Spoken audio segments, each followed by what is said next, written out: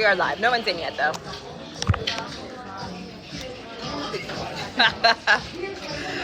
Okay, we have one person, Mimi, but we gotta wait for a couple more people. Oh, sorry. Hey, y'all. Welcome. We're gonna wait for a few more people to join. Can you guys just let us know if you hear us? Let us know if you can hear us. Let us know if you can hear us. Hey girl. Hey Brittany. Hey Miss Cruz. Tell us real quick if you can hear us. Say yes. If no, okay, we can hear you. Okay, perfect. I am here with will this be on YouTube? Yes, it will be. Okay, perfect. They can hear us, they can hear us. So I'm here with my mentor, Erika, my strategist, would you call? Okay, my strategist. And mentor and friend. And we are here and momager. And everything. We're here at a undisclosed location. You know some crazy people out there. Yes. But we are here to talk all things, honestly, like life, marriage, dating, relationships, networking, galas. Someone said, hi, mentor. Erika just launched her new strategy consulting group, the Edem Group.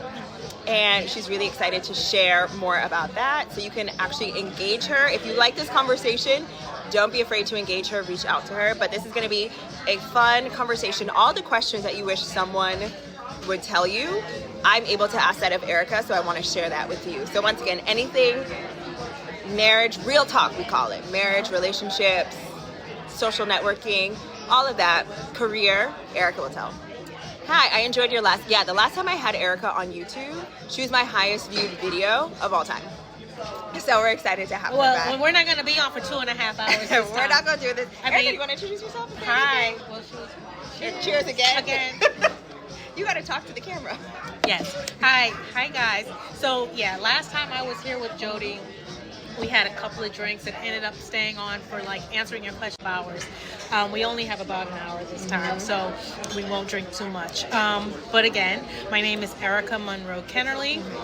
I am an attorney by trade, entertainment attorney particularly, and I've made a couple of career pivots in my life that have been phenomenal. And in one of those pivots, I met Jody.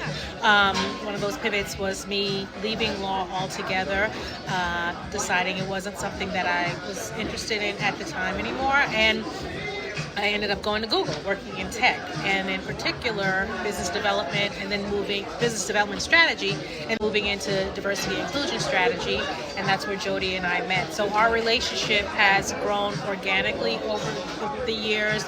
We're both members of the same sorority, Delta Sigma Theta Sorority Incorporated, have a lot of the same interests, and have developed a very strong relationship and friendship. And after the last live, I got a lot of inquiries as to, can you be my mentor too, or can you talk to me too? And that really encouraged me to build my business into not business strategy, but into personal strategy as well. And so with that said, it can come in many forms. I also do career counseling, and a lot of what Jody and I do is the personal strategy work, and that's what makes her, it helps, I guess, she's already so fabulous, but it helps inform a lot of what she discusses with you guys. So again, my business, you can find me at theedemgroup.com, so that's www.theedemgroup, that's THEEDEM group, GROUP.com. So theedemgroup.com.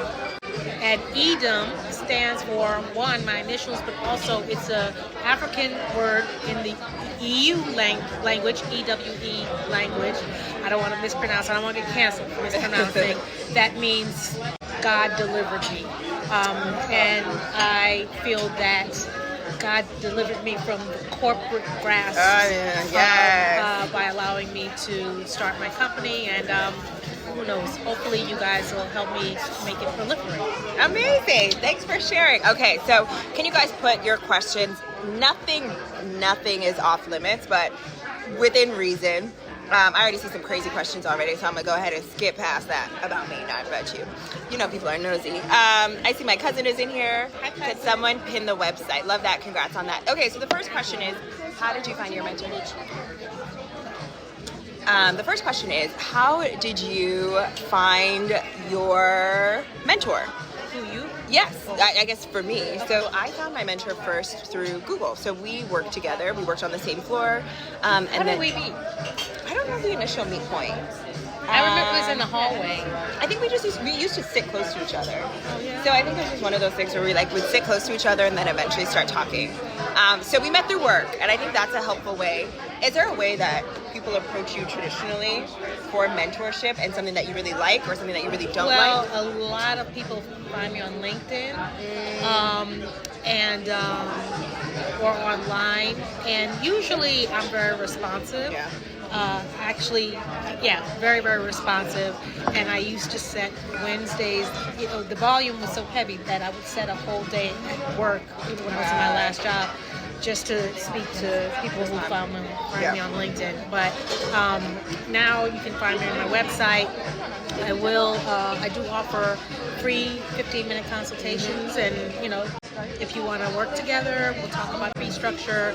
But generally, any life issues, career, work, trying to level up socially, trying to figure out, relationship, navigation. Most of what I talk to you about is learning from my mistakes and building on my wins, right? So I don't proclaim to be an expert in everything. I think professionally I'm very talented, and personally I just have a lot of knowledge. I've been around for a little while, and I've done a lot of things that I would do over, and a lot of things that I'm proud of, and that's what I like to share, and how we interact. Yeah, I love it. Okay, let's get into it because I see some fluctuation. Okay, love to connect on LinkedIn. Okay. Can you talk about retaining authenticity while simultaneously evolving socially? Ooh, that's tough. I think that's a good one for you. Yeah. I think you do that really well. But it's tough. Yeah.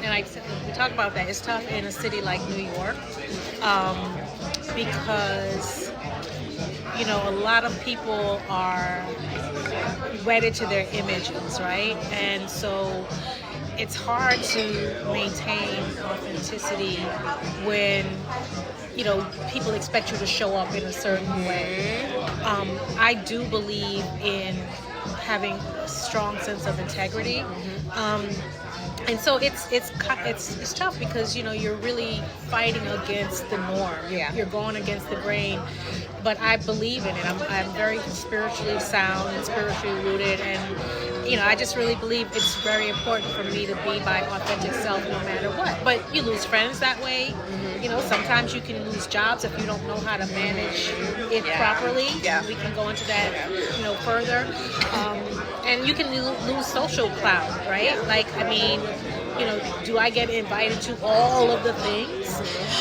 No, I don't get invited. I get invited to a good number, but not all of the things. And I think a lot of that is because I'm not playing the game, So, How did you make that decision whether or not to lean into that or not? What was your calculus? It's too much work. Well, one, me personally, I believe in karma. I believe in good things happen to good people, and so I just believe in integrity, right?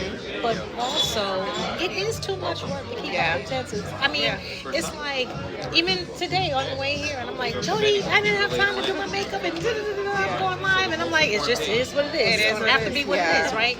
And so it's one of those things where sometimes it just is what it is. You don't even make the choice. It's just, and as you get older, I'm in my 50s, and as you get older, it's exhausting. It's exhausting. But I think for me, it happened very early on in my career. I was at some Wall Street law firms in the beginning of my career, and one of them, the transition happened when I was in my law firm, because I used to I was the only black woman at the time, and I would tiptoe around trying to make the others feel comfortable with me, and it just was just so much work, keeping my nails short, not having my tips, and not, being, too black and too this, and then I just was like, you know what? This is exhausting. I'm just going to be the best representation of a black woman that they've ever seen, unapologetically so. So for me, being unapologetic happened very early on.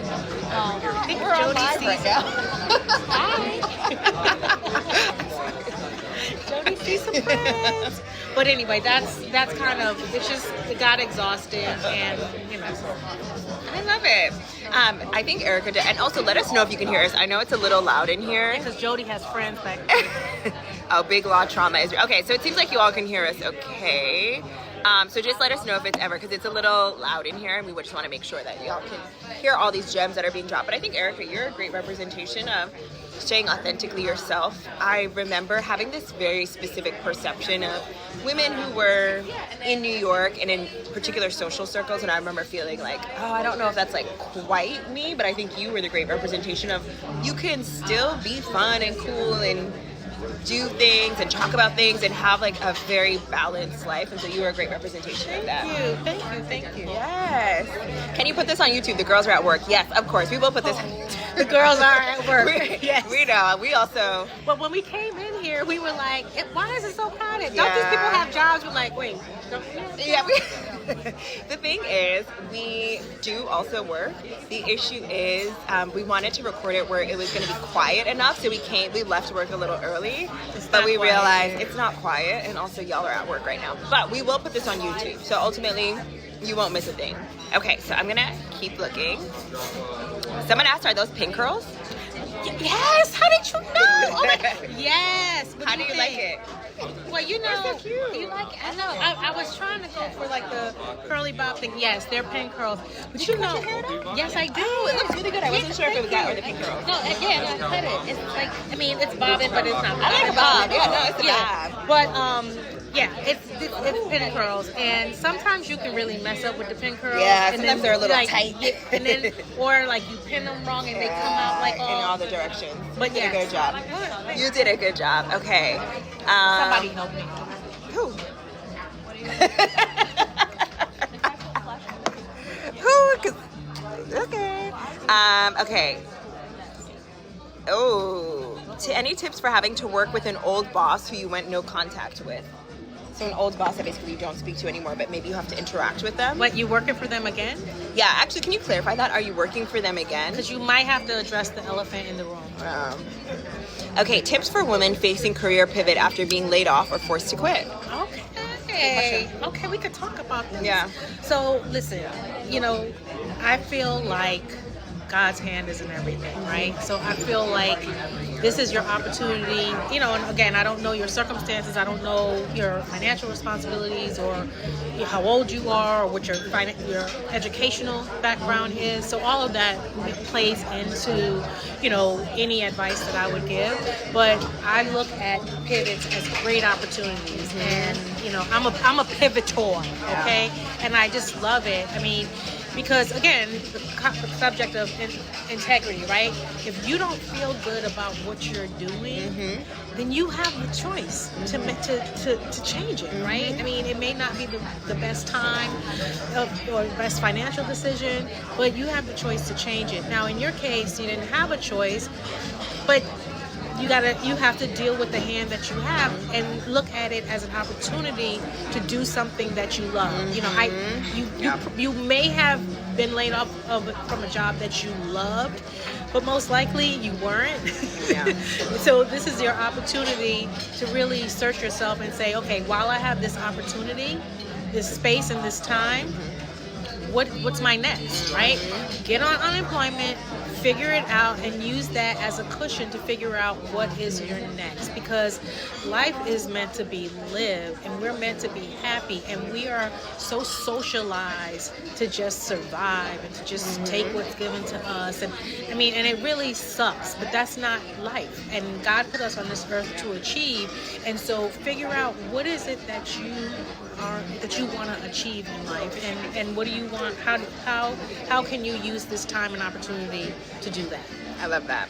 I did a post recently about what to do if you're laid off, and so that was cool. Thank you. Yeah, so I think I've been laid off before, and Me too. Yeah, when were you laid off? I was laid off, I think, once when back in the 90s. Ooh. Back in the 90s, and I'm going to tell you this story. It was so funny. It was so long ago. I remember, and I got on unemployment.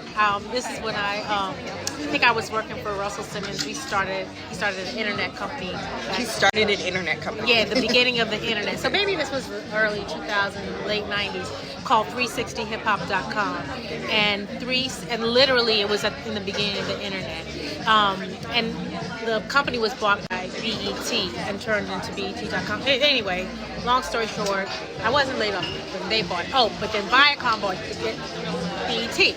And that's when I was laid off. And this is how long ago it was. I remember I got on unemployment, and my unemployment checks around that time were like $400 a week, or like $450 or something. It was so long ago. I took an unemployment check and bought a Louis Vuitton Speedy bag. The Speedy bag was $400 something. That's how long. Now you're taking an unemployment check and buying a bag. That is hilarious. Yeah. You know what's crazy though? When I got laid off, my unemployment check was $500 a week, and this is 30 years later. You couldn't afford it. I couldn't even. You could really get groceries. That's what I'm saying. That's how cheap Louis Vuitton was. Yeah, back then. But yeah, I think that was, yes. That was the first time you got. So I was laid off, and similarly, that's when I started posting on TikTok, because you have I think when you're in these jobs that are so demanding emotionally, intellectually, you really don't even have the capacity to think outside the box of like, what am I interested in? Like, you're kind of just in this monolithic rat race where you're just like, okay, the next step, and then I get promoted again, and then I'm here. And like, for the first time ever, I was allowed to pause and think. And I was like, oh, I have all of this information and I want to share it. And so it was the greatest blessing. And then it snowballed into, now this is something I could potentially do full time. Yes. You know? So having that like it was space. A blessing in disguise. It is a blessing. So look for the opportunity. I mean, it's easy to stay in bed, put the covers over your head. I mean, do that. You can allow yourself to give yourself a pity party, a week or two, and then get up, you know, and say, you know what, this is about me. And I'm not going to let life beat me, and figure out what you want to do with that time. And it doesn't mean you can't go back and get another job. I mean, you know, look, if insurance gets too expensive, I might go back and get another job. But it's okay, because then I can choose not to have a job. Like, I can pivot whenever I want to, whether in or out. And you have that same opportunity. Just be smart with your money. Be smart financially. Always prepare for the pivot, basically. You know, prepare for the pivot. That's a book. Prepare for the pivot. You remember that? I will. We're gonna write that down. Prepare for the pivot. Don't steal that. She's a lawyer. She'll sue you.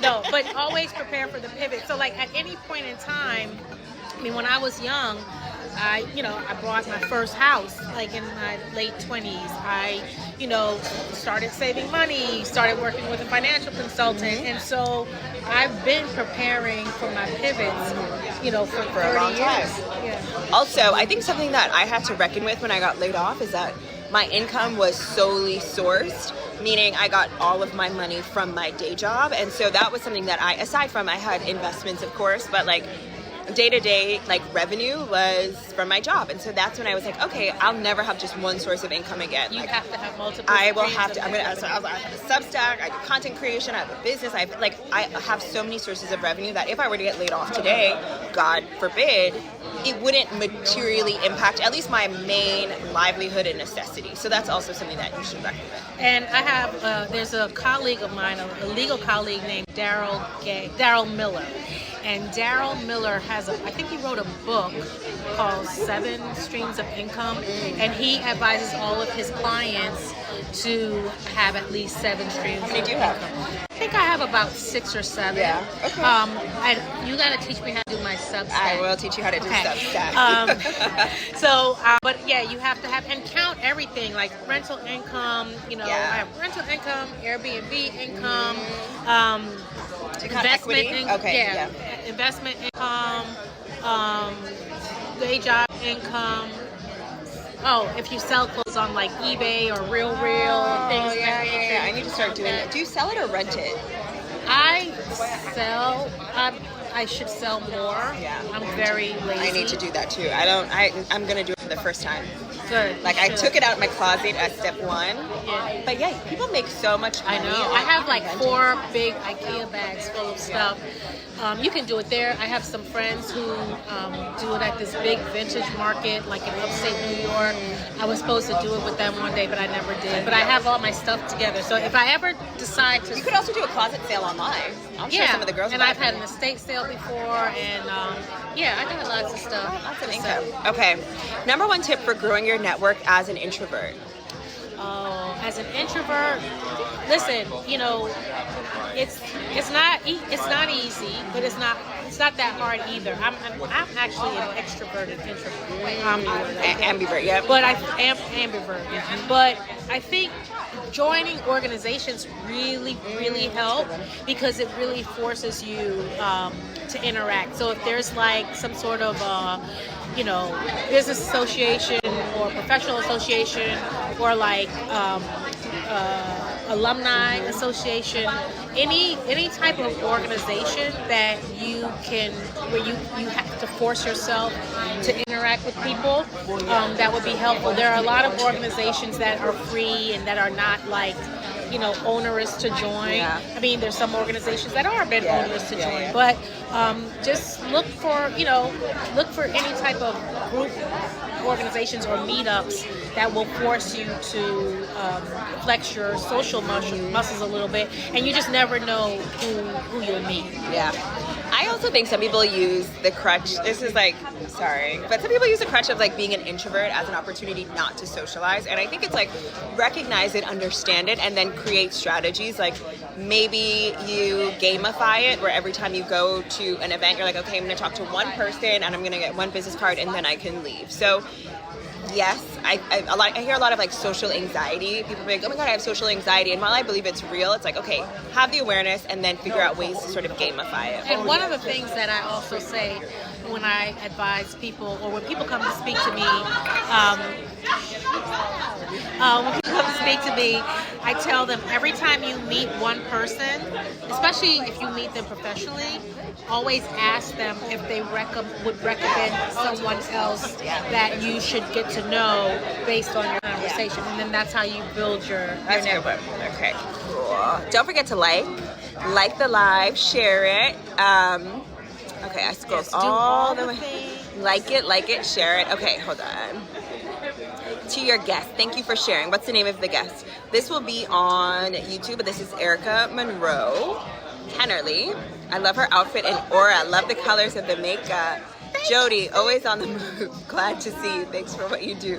Thank you, dear. Now tell, because we had issues with the makeup. We had issues with makeup. We had issues with them. I did my makeup on the train, on the metro on the way here, and it was not giving. Oh, someone asked a really good question. Knowing what you know now, would you go to law school again? Oh, that's a good one. That is a good one.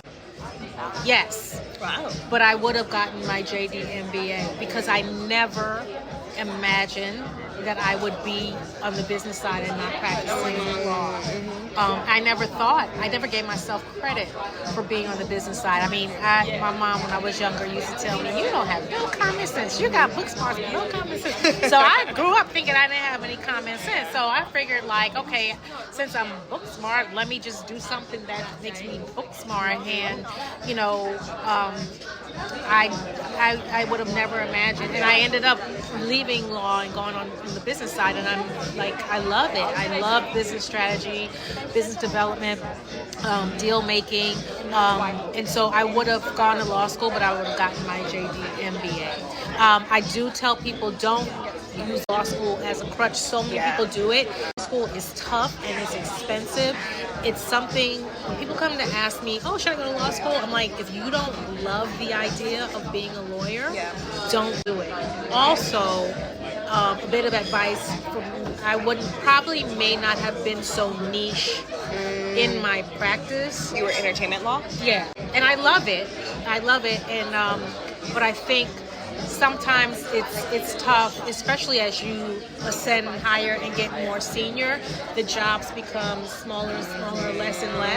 Especially for black women, make up 2% of this country's legal experts, right? 2% of lawyers. I think black people as a whole are about 5%, but black women are 2%. And out of that 2%, a very, very, very small micro percentage of that are entertainment lawyers. So we basically all know each other, but a lot of us right now are pivoting. A lot of us are out of jobs. A lot of us are starting our own businesses because the jobs just aren't there. And so I started off as a general litigator, which I hated. I wanted to stab myself in the eye. But there are a million litigation jobs, right? The only, right now, a niche practice I would say that would be very, very lucrative is anything in the tech or AI space. But yeah, I mean, general corporate transactions is probably the way to go, but that's a really boring life too. I've led a very exciting life based on my career, so I wouldn't change it. But I'm honest about how I reflect about what I would have done different. But JD MBA, it's just tacking on an extra year. I would have done that if I had thought about it. Yeah, I also wanted to go to law school, but to your point, it was like I didn't know what I wanted to do. So I was like, okay, I'm just going to go to law school. I like to read. And I had a cousin who was at Harvard Law, and she was practicing at a big law firm. And she was like, I promise you, you're going to be miserable. And I remember that conversation literally changed. I'm so glad I didn't. I would have hated it. It was miserable in the beginning until I found my footing. Yeah. So I think a lot of people go to law school, a lot of grad programs, because they just don't know what to do next. Okay. Oh, this is a really interesting question. When did you start to see the work you put in come into fruition? I have a warped sense of time. Oh my gosh. I would say so many people I talk to, and if I ever talk to you again, I'll probably say this. Give it time. Like, you have to give it time. Age and maturity has changed everything for me. I mean, it wasn't really until, first of all, I wasn't really 30. I didn't realize I was a real adult until I was like 35. Yeah. Like, literally, like, I remember being 35, like, oh my God. Yeah. I feel like an adult now. I didn't get married and have a child until after that. I had a great time in my life. But literally, I didn't really feel like an adult until I was 35. And then I didn't really feel like the confidence that I have now and the assuredness that I have now probably didn't come until maybe 10 years later, like probably like within the last 5 to 10 years, when you just like, wait a minute, I know what I know, and I'm like, I'm the shit, and I'm really good at this, and I'm, and where you're not intimidated, but just give it time. It don't force yourself. It will come with time and experience and maturity. I love that. Yeah, I'm 34, and sometimes I'm like, I don't think the adult in the room. Girl, I was literally probably 35 and a half before I realized I was. Wait, okay, someone else is going to answer this. And it's like, no, I'm the one who's supposed to answer this. Okay. Dorothy Dandridge type curl. Yeah. It won't look like this tomorrow, trust me. I love it. Erika, just speak on being older and fabulous. Oh, remove your background noise. Okay, let me do that. How do I do that? Remove. Okay, let us know if you hear us better now. I just removed our background noise. Okay, is there anything, I mean, you kind of hit on it, but like, as you have gotten older, more seasoned, how do you feel about continuing to lean into your fabulosity?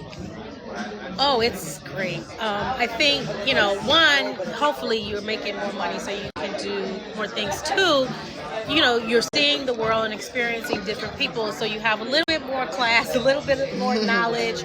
I mean, I thought I was so fly back in the day, and I'm like, you were. For then, right? Yeah, we talk about 90s fine. Yeah. You were. But anyway, but I, you get like more refined and more classy, and like, now I'm into bone china, and What's bone china? fine china. Oh, why is it called bone? I don't know. I've heard fine, but never bone. Okay, she teaches. And lead crystal. Ooh. That kind of stuff. Lead is bad for you, so I I was don't gonna really say know. lead. Yeah, but I don't. Maybe it's not that. It can't be same lead lead. crystal. We should Google it. But we should Google it. We should But Google and that. also let's Google why they call it Bone china. I've never heard of that before. Yeah, but like different things that you weren't interested in when you were younger, that you're like, but yeah, I mean, I think, some people let age really bring them down. I mean, I'm not gonna lie, like aging is, it can mess with you, and especially, you become perimenopausal, and like I can't see anything, and stuff like that bothers you, like, because you're just like, oh my God, and then your body starts like deteriorating. So you always have to fight against it, And so, but nowadays, with all of the cosmetic procedures that we have available to us, like, you can reverse those visible signs of aging very easily. I'm still working, still getting up the nerve. Jody's trying to like talk Someone me just into all said the things. HRT. I think that's hormone replacement therapy. Yes. HRT definitely works. I actually had a doctor's appointment the other day talking about it. Unfortunately, I have some medical conditions, and my family has some medical history where it's not available to me. But I will see my primary care physician suggested that I see a hormonal expert. Well, I have an endocrinologist. Oh, endocrinologist is blood. No. What is it? That's like endocrinologist is Hormones, right? Yeah, hormones. But she suggested that I see a women's hormonal expert, a menopause expert, to kind of because I have two doctors who are like hell, my gynecologist and my cardiologist. And as you get older, you're gonna have a lot of specialists. But I'm gonna look into seeing if I can kind of counteract what they say. But yeah, so for me, I'm suffering right now. No, you're thriving. I'm suffering. Someone just said hot. She is hot.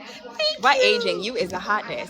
And they also said they can hear us better, which is great. Perfect. Someone said bone china has an element of an animal bone in it.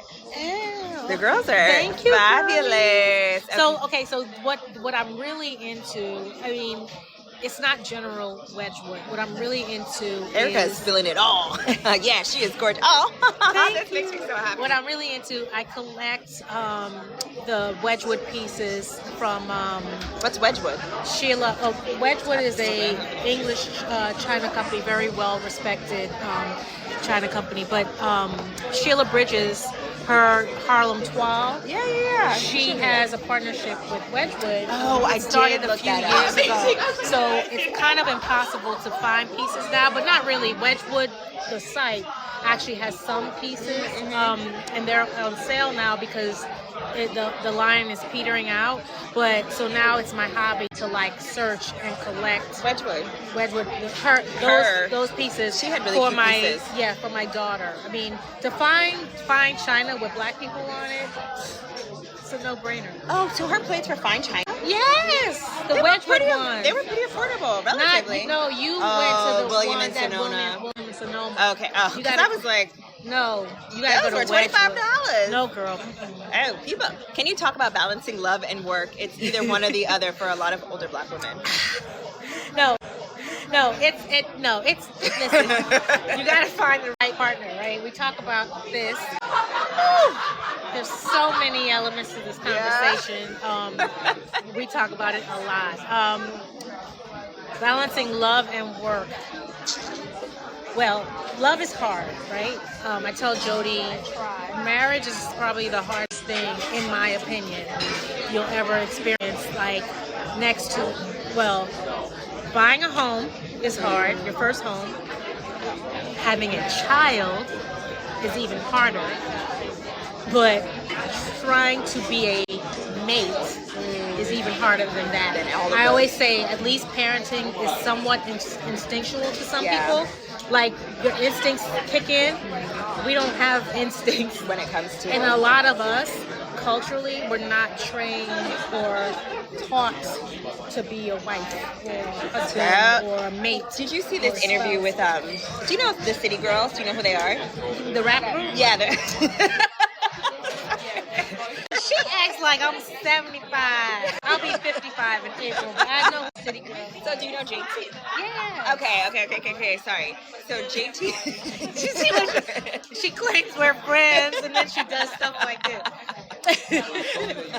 Okay, so JT recently did an interview where she was like, I grew up in an environment where I saw women cussing out men. Like, that was all I saw. Like, you talk to a man, you hang up the phone on a man, you cuss him out, he does something you don't like, and she's like, that is how I was socialized how to love a man. And it wasn't wrong or right, that's just how you were taught how to express emotions. And so when you talk about, many of us grew up in households where we didn't see a two-parent household. The modeling was off, and so no one teaches you those things. Which is why I'm very grateful. I voice note Erika like once every other day, and I'm like, what do I say to this? And she's like, girl, it's not that serious. There will be bigger problems down the line. Don't focus on these ones. And that's what I said earlier. I speak a lot from my mistakes. I mean, when I was, Jody's age, I thought I was like... And you thought you have a million options. A million options. I was fine. I didn't really know how fine I was then. But, I was doing it. And so for me, looking at relationships I was like, I just always knew I was going to be somebody's wife and mother eventually. So I'm like, So I took a lot of things for granted. And that's what we speak about, right? And I know at your age, you're still like, like a lot of my advice probably seems like old-fashioned or whatever, but you have an old soul, so you listen. That's why I like her. She listens. And she's curious, and I like that. It's not as easy as you think it is and will be. So you have to kind of look at things in a much more substantial way than we're conditioned to. As it gets louder, maybe bring it closer. Yeah. Hopefully this helps a little So bit. I don't think I answered the question, but you can balance work and love. You just have to have the right partner and also the right job. If you're in the wrong job, you're going to be miserable. So it doesn't matter who you come home to because you're going to make them miserable too. Yeah. What qualities? Because you teach me a lot about the qualities. Someone asked a good question. But what qualities? I wish I could see it. I'll read it to you. Don't worry, I'll be your seeing eye dog. What qualities do you think someone should look for if you're a young professional who's kind of coming up in her career in partnership? Because you've told me a lot when it comes to... What I tell you? You tell me someone who is emotionally attuned and available, supportive, and some of the other qualities like how kind he is, that obvious stuff is eventually going to go away. But what are the qualities? You have to be attracted to them, but attraction also grows. It also grows and it changes. And I passed up some opportunities because I was like, a lifetime. I'm happy where I am. Yeah, right? That's right. Right, but just thinking back about how shallow I was, that was so stupid. But yeah, the number one thing is somebody who's kind person. It doesn't matter if they're fine or if they make all this money or they have swag. That's the dumb shit that we get caught up in. The swag kills me. He doesn't have swag. Let's stop. Yeah. First of all, you do have to be attracted to the person you're with, and you should love the person that you commit to. But all of those things that we get caught up on, trust me, everybody has an expiration period. So you might be the cutest, finest 28-year-old there was, but that's not going to be you in 10 years. Yeah. You know what I'm saying? So you got to think long term. You're not always going to have going for you what you have going for you. And I'm not saying to settle. That's not what the conversation is about. It's about being strategic, right? Which is why that's my thing and why I'm on live with you guys. It's all about strategy. Everything to me is strategy. Now there's a difference between being strategic and being just opportunistic, right? Our drink is back. did we? I ordered another. Hi guys. I mean, so If you want some of mine, you can have some. but it's there's a difference between being like intellectually strategic and like strategic in an opportunistic, kind of negative way, right? Being smart is smart, so this is not about, well, let me strategize how I'm gonna trap that Negro. No, be smart about you and your life and have forethought about where you're headed and how you want to get there. Yeah. Okay. There's some good questions in here. And I think we got like 30 more minutes. Yeah. Okay. Let's see. Someone said you mentioned picking a partner as if you were going into business with them. I think you said yes, that. I sure did, and I elaborate? stand 10 toes on that because, again, and I'm glad you remember that, marriage is a business, and it has every department that a corporation does. Legal, finance, real estate, finance, operations, all that kind of stuff. So, if you can't trust the person that you're with to go into business with them, if you wouldn't choose to be their business partner, don't choose to be their marriage partner. Oh, okay. Someone actually said, this is an interesting. Can y'all tell me something about your last relationship? Well, I'm married. And I cannot. Sorry. Love these insights. Oh, can you introduce the guest again? Oh, yes. This is Erika Munro Kennerly. Can you say your website again for the folks? Yes, Erika Munro Kennerly, founder and CEO of the Edem Group. www.THEEDEMGROUP.com.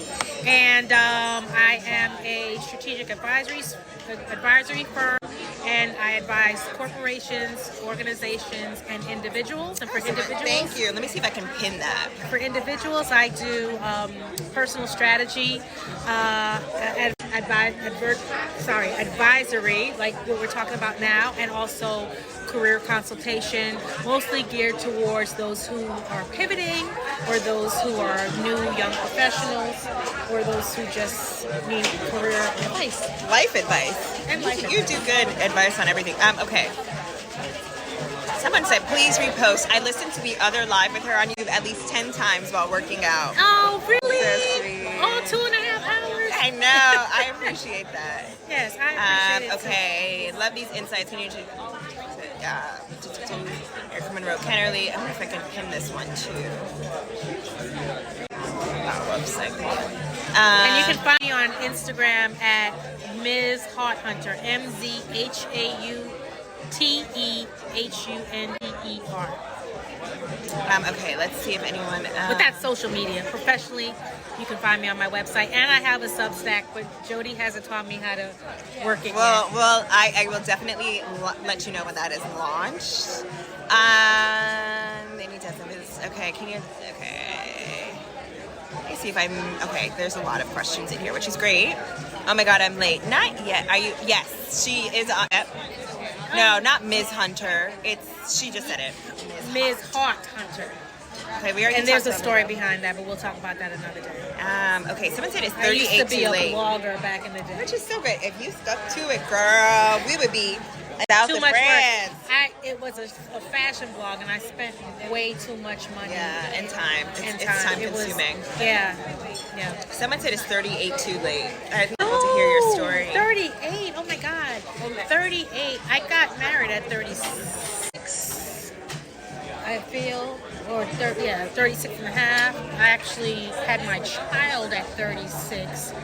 I got pregnant when I was engaged, so. I didn't know that. Yeah. I didn't know you guys had the same year.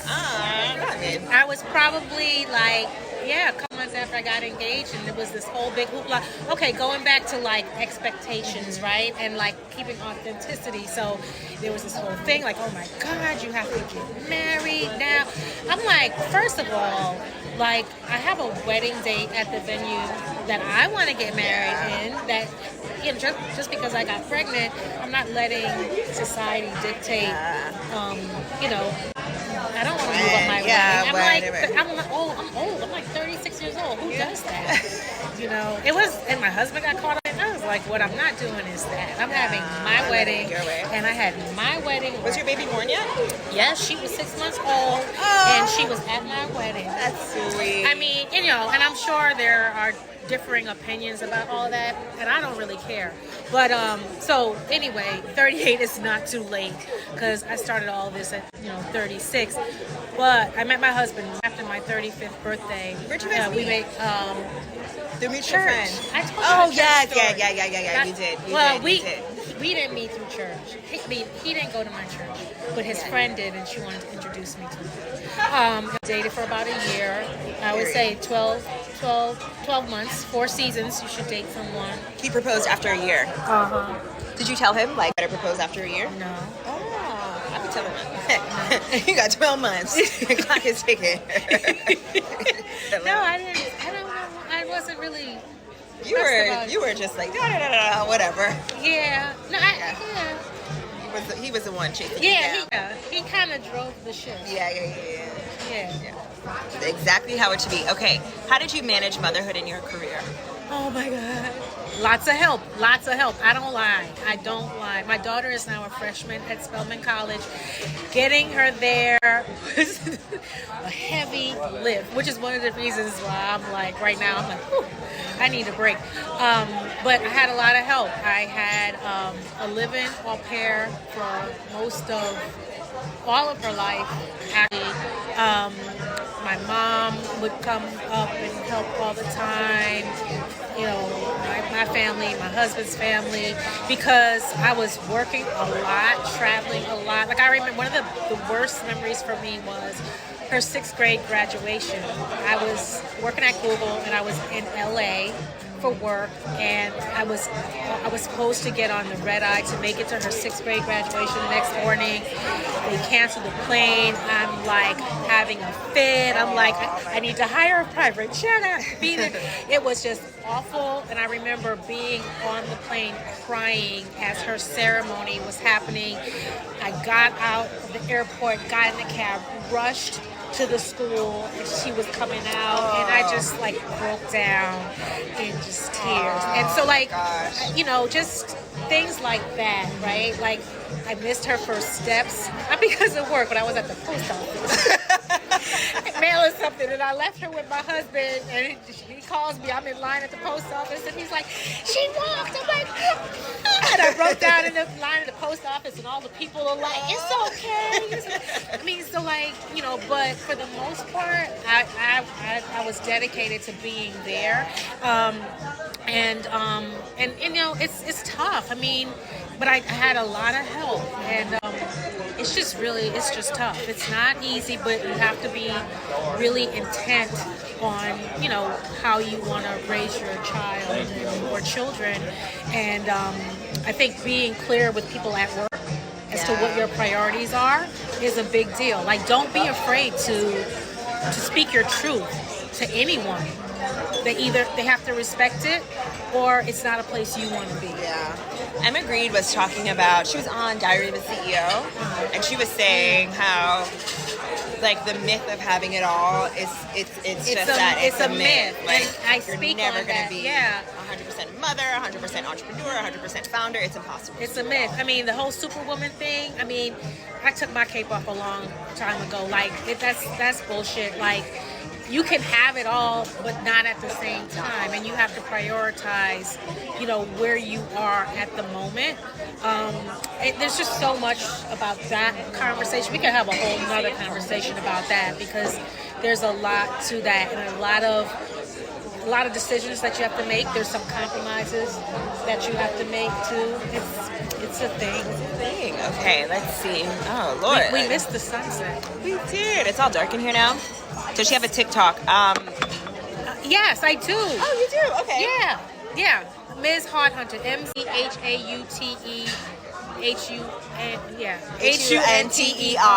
I'm not great. I'm not consistent but I do have a TikTok. That is funny. Why are you on a live about female empowerment? Shouldn't you be working? Should I be working? No. Somebody, I think a man is in here. Shouldn't you be working? We are working, darling. No.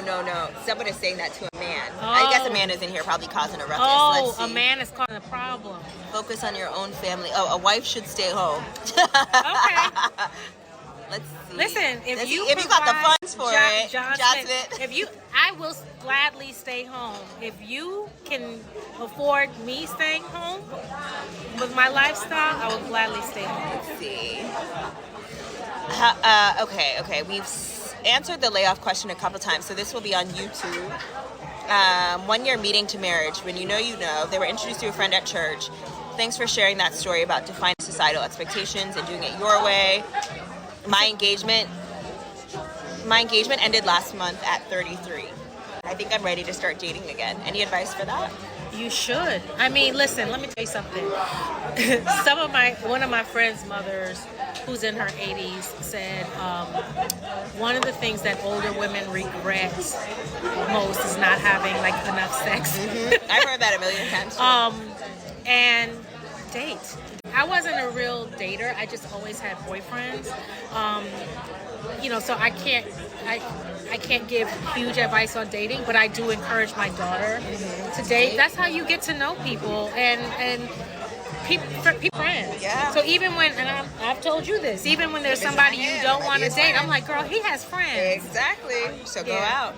I love that you encourage your daughter to date too, because I think that's very rare for Black mothers to do it. Because I was like, never date, never talk about men, and then you turn 30 and they're like, okay, well, where's your husband? And it's like, well, no one even taught me what to do. Yeah, I was like, you can't date. And the summer before she went to college last year, I'm like, oh my God, remember the guy? I remember. I was there. I know. Her first. It was so cute. It was sweet. And you're like, fine, if you must. But it was sweet that you let her go. I mean, I had to because, and now, now she's had some exposure, to interacting with young men. And, I don't feel as bad as if she had gone to school totally green. I mean, she hasn't had that much practice. Yeah, but still enough where she's not like, oh my God. But I was, I was scared. I mean, she's my only kid and things happen and people are crazy. And then her daddy, and he was not having it. And so, but we had to, release her. Yeah, I love that. Okay. Is anybody else being mean? I don't know. People are always mean, but I know. Oh, we got a lot of good questions. Okay, let's see. I love that. I'm going to my first gala on Friday, hoping to meet some prospects. Gala. I like talking about galas. Okay, let's talk about galas. Is there anyone that you recommend in New York City? Wait, anyone what? Gala? My gala. I was going to say, yours. I'm on the board of the Dance Theater of Harlem, and we have the best gala in New York City right these days. It's April 17th. I think that's the date, Friday, April 17th. Tickets are on sale now. Yep, Friday, April 17th. Tickets are on sale now. It's a great time. Nice DJs. We always have great guests. The fashions are fabulous. The great thing about the DTH Gala is it's a dance company and it's creative, so you can really wear. Yeah, you can wear fun stuff. Or you can go formal. I think I'm gonna go formal again this year. She's very loud. Yeah. But yeah, I think I'm gonna go long and formal this year. I went short last year, and then but yeah, you can wear anything, and it's just a good time and with great people. But I mean, look, there are tons of galas everywhere, right? Like in New York in particular, you have Studio Museum, you have Apollo, you have many of the organizations, Lynx, Jack and Jill, fellas, they all have, galas. Even, outside of New York, I mean, different, like our friend is going to the Candle in the Dark Gala in Atlanta. Valentine's weekend. So yeah, I love a good gala. Pre-COVID, galas were everything. And so like, do you think it has a bounce back? No. Oh, it has not bounced back at all. I mean, literally, like, it was my hobby to, like, acquire gala dresses. That's like, I have tons of, I mean, like, I'm talking about, like, big old ballroom dresses. And even the galas now, nobody dresses up like that anymore. And miss it. Things are so different post-COVID. Okay, let's see. What time do we have to go? No, we have to go Now? No. In 15 minutes. What time is dinner? 6:30. 6:30. Okay. And it's not far, so we don't need a whole half hour. What happens when you have no options or men don't approach you? You always have options, darling. Yeah. Also, I know this person, and she definitely does have options. China. You always have options. When men don't approach, I don't think men approach me. Well, you have a wedding ring on. Yeah, I mean, I don't know. I'm not like as approachable, but my massage therapist was telling me yesterday. She said, "Look, she meets people everywhere, like CVS." She told me about somebody else she met in Dunkin' Donuts the other day, and I said, "What is it about you?" And she said, "I just smile." Yeah. And she Open said energy. she's going to Aruba with her girlfriend, who is gorgeous and has all the things, has bought all the things, but doesn't smile and isn't approachable, so men don't, and she spent a lot of money with all the things.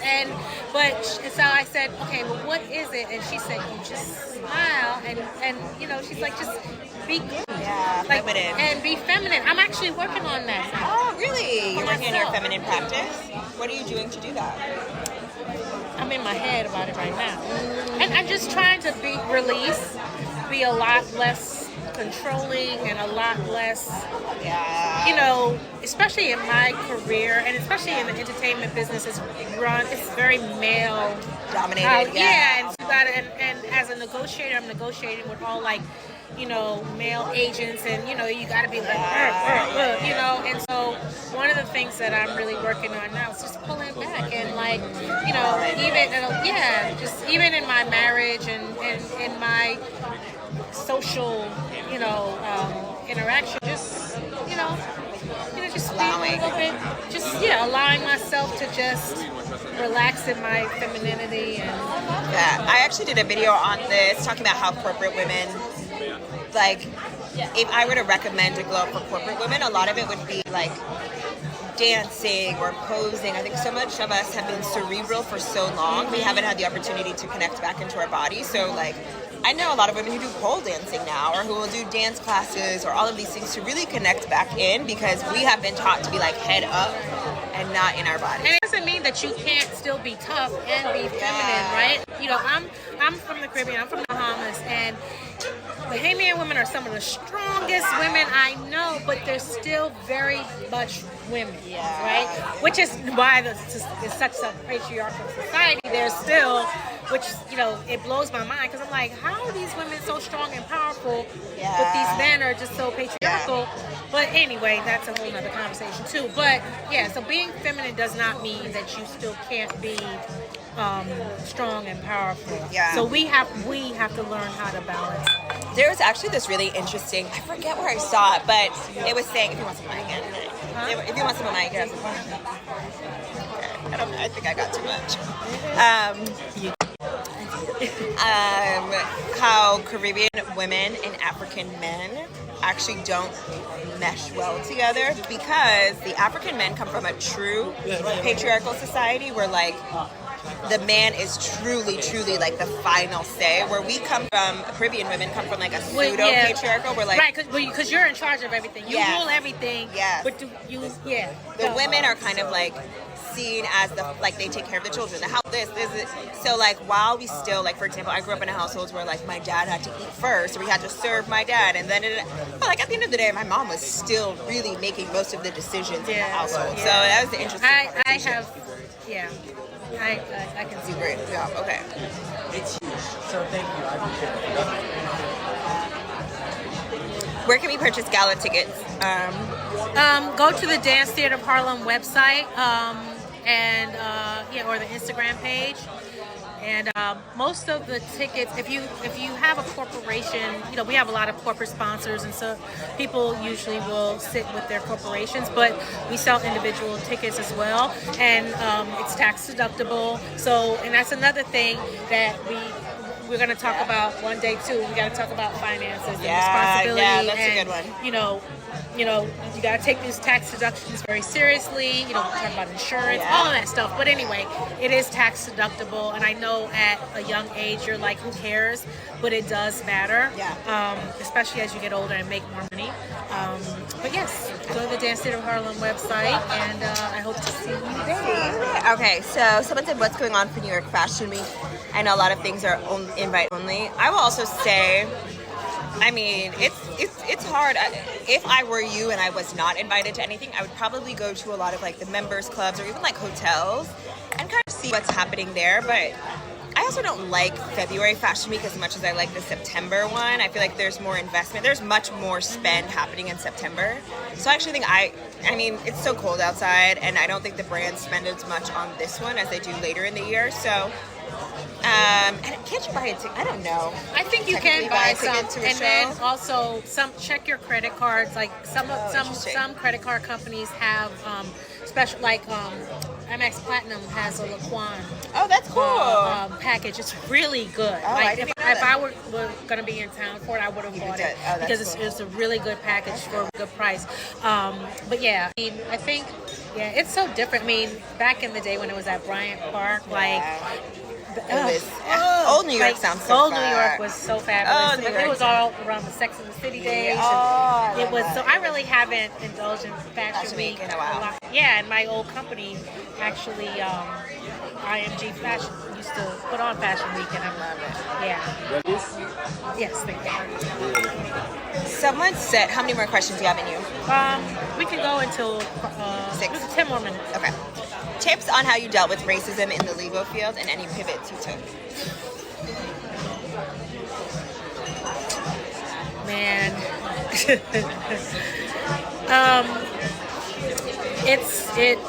You know, I guess I'm kind of like, just thinking back on it really triggers me. Especially because as a black woman, they look at you.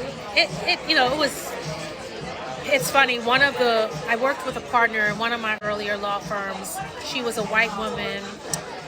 She is a white woman, beautiful, very stylish. Like, she was my first introduction to Manolo Blahnik. You know, beautiful curly red hair, great body, and she liked wearing, you know, tight-fitting clothes.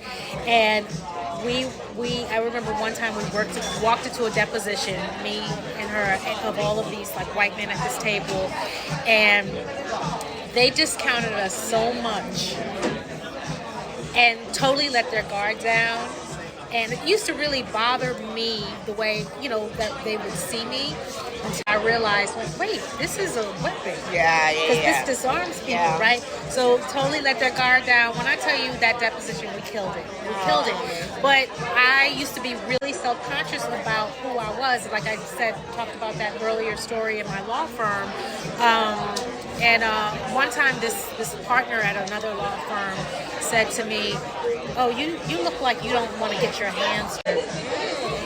Only because I take pride in how I presented myself at work. And I'm like, what you don't understand is black people are taught to make sure, you know, we look sharp, our clothes are ironed, you know, we're not soiled. Kind of damned if you do, damned if you don't. But you want to look at that and take it as a negative. Another partner asked me one time, and now I know this, you know, this was partly, you know, sexual harassment and sexual. He's like looking at my lips, and I'm like, excuse me? He's like, how do you get your lipstick to match your dress? And he was like an old guy too. It was like so skeevy, and like incidents like that. I'm just like, the sexism, the racism, but you just gotta rise above it, because if you're gonna be in these environments, heck, there were so many environments where I was the only black woman. Which is crazy. It's crazy that it's still today happening. So it's you just have to really fight against it, but also have your own personal support behind that, right? Or I always had someone I could call and be like, do you know what this mofo just said? Or, oh my God, I'm breaking down. Like, you know. Keep going. They can hear you. You know, so you gotta, outside of those environments, have a soft place to land and have people who can support you and build you back up. Because, like my husband says, every time he puts on his suit to go to a meeting or go to work, it's his armor, right? We gotta armor up. It's a rough world. I love that. I started thinking about, because there's a lot of people who are afraid, this will make sense, but there's a lot of people who are afraid of doing content creation. I know, we look, I know. It's the lighting, it's not bad makeup. It's like, that's crazy. That looks insane. It looks insane. Okay, well, this is not really how I look. Okay, I think it's a filter. Let me see if I can tap. Oh! I don't know what to do. But someone was saying how content creation, they're really nervous about creating content, and they put on a persona in order to create that content. So they'll say, okay, even Beyonce and Sasha Fierce, like Beyonce's a person, Sasha Fierce is a performer. And so the alter ego. So then when I think about even the workplace, I'm like, I care a lot about being respected, but also being liked. And my leadership archetype is not like this harboring, mean, strict manager. But I also noticed over the years that if you're too agreeable, like that also doesn't work. Yeah. And so I had to take on a persona. Yeah, we all do. An alter ego and step into that. And it's sort of like the code switching. Yeah. Right? You all do it. And that's why I said I think I commented on one of your posts before, they can't handle what did I say? Yeah, bring your whole self to work. I'm like, you can't handle my whole self. Yeah. You bring just enough so that you're not dangerous. Exactly. Okay, keep liking the live if you are dropping gems. Thank you for sharing yourself as a Black educational woman. LOL. Okay, where y'all at? My friend Ashley. Have you met Ashley before? I think. Okay. Woo. Oh my goodness. Honestly, there's so many questions. I don't even know how to. Teach the girls. We can go to 6:15. Just take a cab. Okay. Whatever works best for you. Yeah.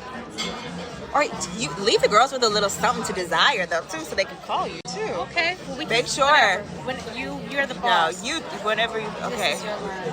Oh, child. We have run out of light. You know what? Maybe I can put my light on my phone. Okay. So let me. Okay.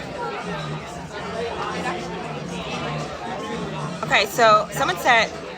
Does that help? Yeah. They're gonna be looking at us crazy. Let me see. Let me turn it down a little. Oh, what is this? I don't know. Oh, is this It's a flashlight on the phone. You have a flashlight app? Yeah. Wait, how do I get it off of the SOS? You have a flashlight app? Yeah. Oh, cool. But I think. Is that too much? Slightly better. Yeah, that's a little bit. Okay, slightly better. Oh, guys, look. Yay. Okay. Let there be light. Okay. Sharing your story was great. Okay. Can you talk about your career from law to now? Well, it's been a 30-year career.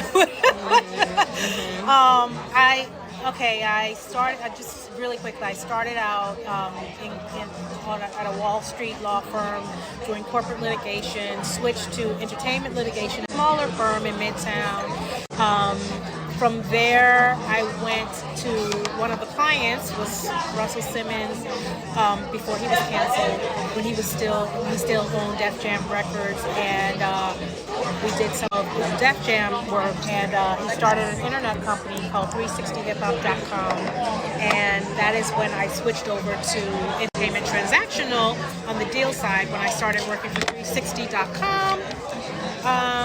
That was the story I talked about. That company got acquired by BT, then BT got acquired by Viacom, and then I was out of the job. And then I got a job at Arista Records as a contract attorney, helping them put their music online. This is how long ago it was. Helping put their music online. That's amazing. No one knew how to put music, how to sell music or distribute music online, and there was this whole thing, downloads and streaming had just been invented, and how do we, monetize this? Are we allowed to do it? Like, do we have to get artist permission? It was a whole big thing. That's really and so, I spent a few years doing that, and the music industry started going womp, womp, womp because of online music distribution.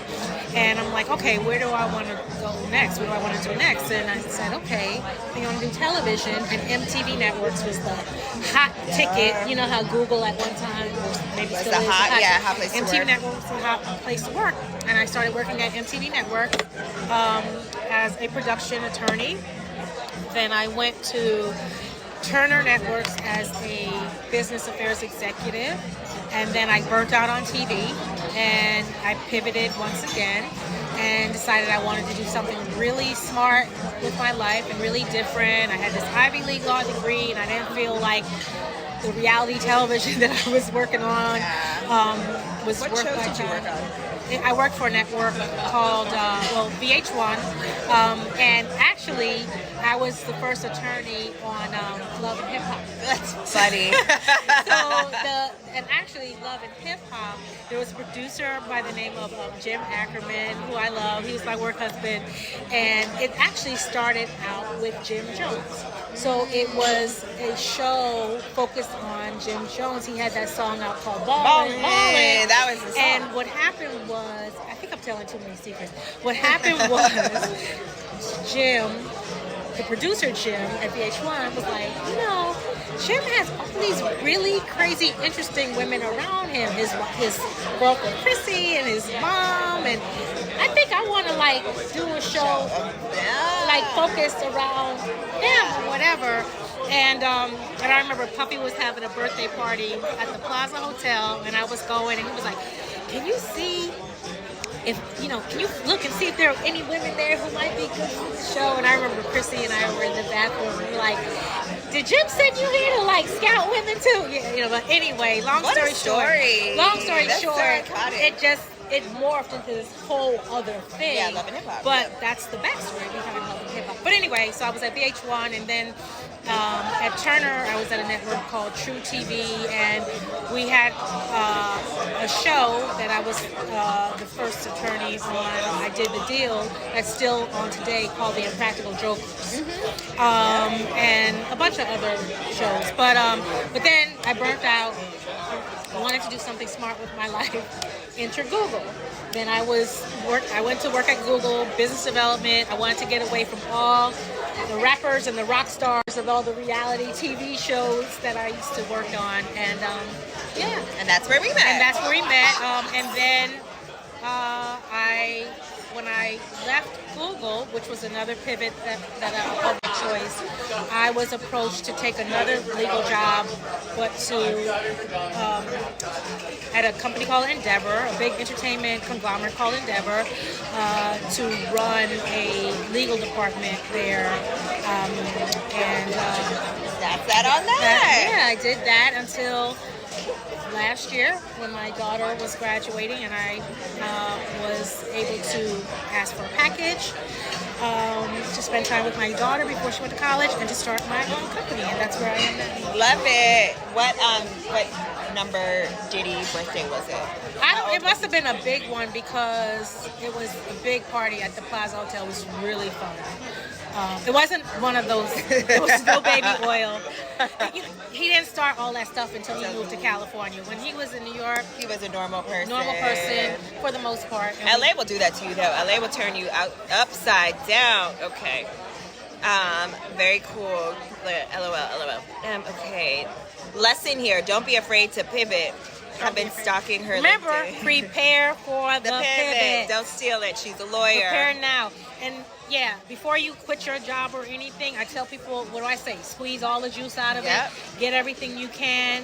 and because you need to prepare for the pivot. So while you're in it, you might hate it, but just think about you're not working for them, they're working for you. They're helping you prepare for your pivot. I love it. Someone said, I tell people all the time, we weren't all slipping and sliding on baby oil at these parties. Amen. We were having a good time. It was a good life, y'all. Yeah. I have been to a Diddy party as well, but it was during Art Basel. I did not see anything crazy, but it definitely did happen, I'm sure. Yep, I've been emailing people asking if we are sponsoring any galas. Okay, love that. Shirley is here, and then also my manager is here. Somebody said I saved you from quitting. You saved me from quitting. Don't quit. Get until you can say, I have squeezed all the juice out of this job. And the market sucks, y'all. I mean, don't get it twisted. Like I said, mama might end up having a job at some point soon. It's not easy. It's not easy. So while you have a job, I tell people, unless it's killing you physically, and a job can do that. Will kill you. And that's a whole conversation too. Health, stress, we'll have another conversation about that. But unless it is really disturbing your mental and physical health, figure out how to squeeze all of the juice out of it. Use the, you can go on leave. Yeah. You can also go on leave. Go on leave. And that's a whole nother conversation. So that's another strategy. Go on leave before you quit. But, use the tuition reimbursement stuff. Use it to, use them to pay for you to go to conferences, workshops, retreats, whatever. Education reimbursement. All of that stuff. Network with everyone up in there. Go to all the doctors. Get the insurance. Yeah. Get you some specialists. Freeze your eggs. All of that. All of that. I have a frozen egg. Where? One. That's another conversation. I've used the tuition reimbursement twice. Shirley said, "Teach us. Freeze the eggs." Yes. I am about to go through that. I've done it once. And it cost me literally $400 because I had great insurance. Do all of that. Any 401k or finance advice for the girlies? Yeah, I mean, I'm not an expert in this, but max out on your 401k. Yep. Don't play about those loans. People take those loans, and you don't think that trust me, I'm paying back. I got two. My credit score was tanked because I was like, oh, Biden is going to, I don't even know why Biden would cover me, but I was like, it's going to get forgotten. It's going to get forgotten. What I'm trying to say is it was not learn forgotten. From my mistakes. Because then you also never know when you're going to leave a job, and then, you're going to have to claim those loans on your taxes. But max out on your 401ks. Y'all pay your tithes. I mean, if you can't pay your tithes, pay something, But Jesus paid it all. That's what I thought too. Make sure saving. Get you a high yield savings account. Get Roth IRAs. Make sure you contribute. If you have kids, 529s and Roth IRAs. Make sure you have your, I know this sounds so cliche, 3 to 6 months savings. Seriously. But you gotta have it because, listen. Yeah. I also, if you work at a tech company or a place that has shares, understand them, because I didn't. I left before my shares fully vested. Me too. And I didn't know. I didn't really understand it. Yeah. I also went to a startup. That was a mistake. I went to a startup. And I made the mistake of not really understanding RSUs. Yeah. And then when I left that startup, I had nothing. And then also I have a financial advisor and a CPA. So do I. And they talk to each other. And you don't have to be rich to have. Yeah. My financial advisor, I think he said he'll take anyone who has $10,000 to it. Normally at that place like Morgan Stanley, they say $100,000. But he's like, look, I'll take, if she's a woman of color, there's some cool, who don't even demand a minimum. When I got my financial advisor, I've been working with the same financial advisor since I graduated law school for 30 years. And he never, he was like, I know you went to Columbia Law School, you're going to be making some money. So exactly, like, I'm gonna it's an investment. It's an investment on you. So I've been working with him for 30 years, and I've never paid him anything, and I've never given him any money outside of what I give him to invest Yeah, for me. same. Also, I was gonna say something. High yield savings account.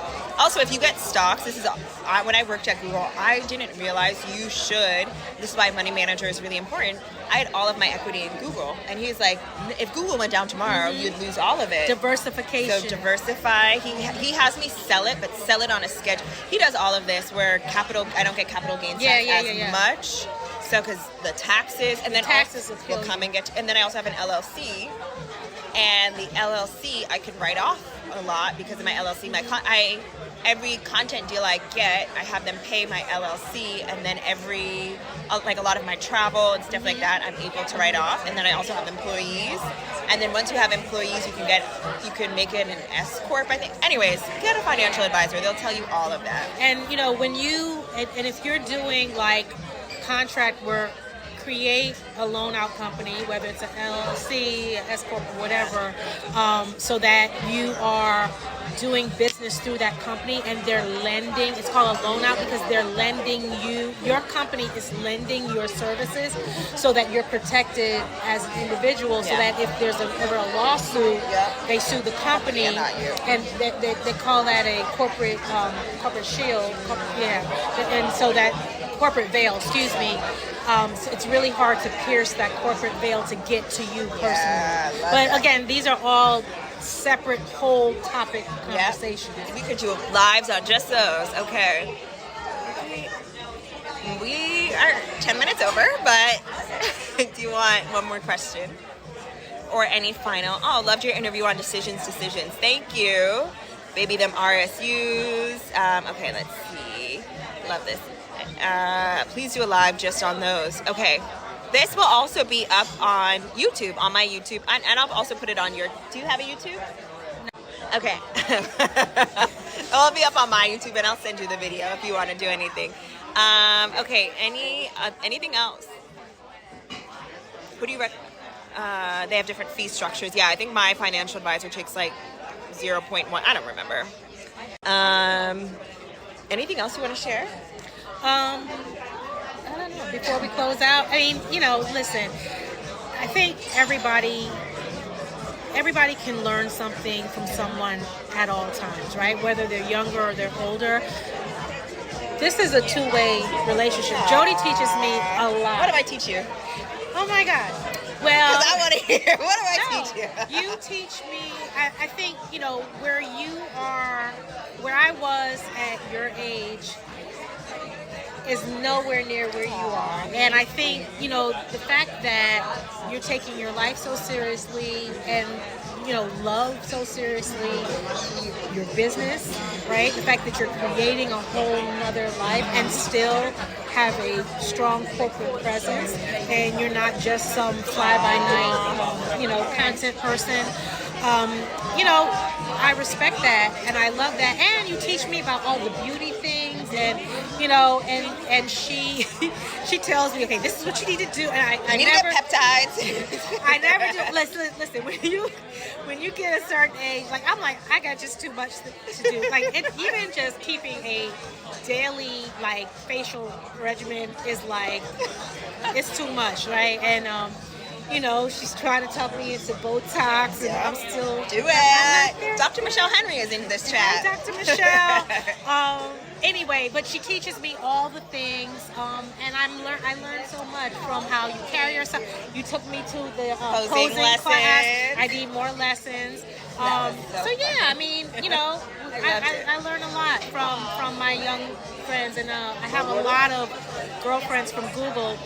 As difficult as that place was, especially for Black women, I came away with a network of phenomenal women who I talk to every day, right? I mean, and they're all younger than me. I'm the auntie, but they teach me so much. Like, you guys teach me how to, like, be about my bag. You teach me about, you give me a lot of energy. You keep me young. Oh, I appreciate you, E. You're the best. Okay, I think with that, how do we follow you, Erika? Okay, so one last time, share all your socials. So my company is the edemgroup.com, EDEM. So www.thedemgroup.com. group.com. I do offer complimentary 15-minute consultations, and you can decide if you want to work with me and how you want to work with me from there. I also socially, I'm on Instagram as Ms. Heart Hunter, MZHAUTEHUNTER.